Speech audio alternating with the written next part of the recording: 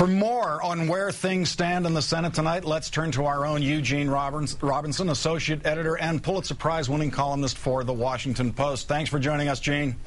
Great to be here, Lawrence. Gene, one amendment takes 2 hours. We've done the math here. It's 7 months to get it out of the committee. Is this a microcosm? Is this a kind of a prelude to what we're going to see when they finally get out on the Senate floor, where the grand tradition of the Senate is what they call unlimited debate, which is to say unlimited amendments? Unlimited debate. Lawrence, you know the workings of the Senate better than as well as anybody does. It's not to say it's not designed for efficiency is an understatement. It's in some ways designed for inefficiency, and so I don't think this pace, this starting pace, if you do the math as you did, will continue the whole time. But I do agree that delay is definitely a tool of those who oppose health care reform. And to the extent that Republicans can draw this out, and the Senate rules let them draw it out a lot, I think they're going to try to do it. But one of the things that you see in this delay process, as occurred today with some of the amendments that were offered to Chairman Baucus, is he actually considers accepting them, meaning they don't play as absurdly ridiculous delay tactics. A lot of this input to the public can certainly sound like a perfectly rational addition to what Senator Baucus is trying to do.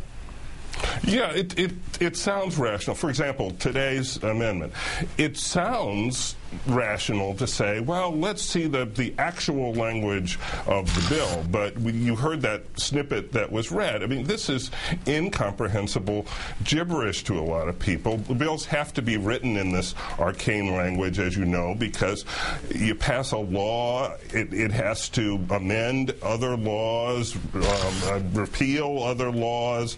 It's got to refer to the whole fabric of U.S. law, and something as big as health care obviously is going to have many ramifications on many existing laws, and so it has to be written that way.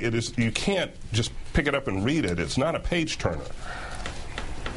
And Gene, it seems that what the polling is indicating is that delay also erodes support in the public. Polls just are not turning President Obama's way as time goes on. Gallup poll that came out yesterday indicating that people overwhelmingly believe that whatever they do, it's going to end up costing me more money. People who already have health insurance, despite all these protestations from the Obama administration that what we're trying to do is cut your costs.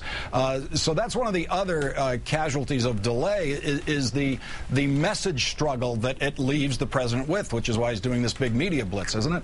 That's exactly right. It makes the message campaign more difficult for the president. But there are underlying poll numbers that still give impetus to this whole effort on health care reform, which is that if you ask people cold, do we need health insurance reform?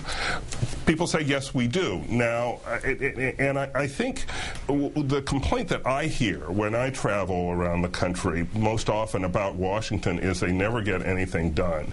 I think in the end there's certainly a great risk to the Democrats if they don't get this done because they seem ineffectual and incompetent. But I also think there's a risk to Republicans if they are seen ultimately as obstructing the actual doing of something in Washington, which people don't see enough of.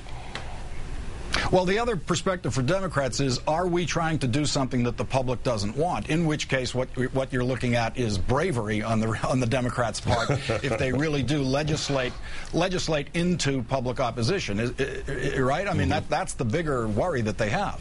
Well, that's true, and they should have that worry. I think their instinct is that, as Senator Brown said, that they're on the right side of history, that they haven't done a very good job of selling what they're doing, and they better start doing a better job of that.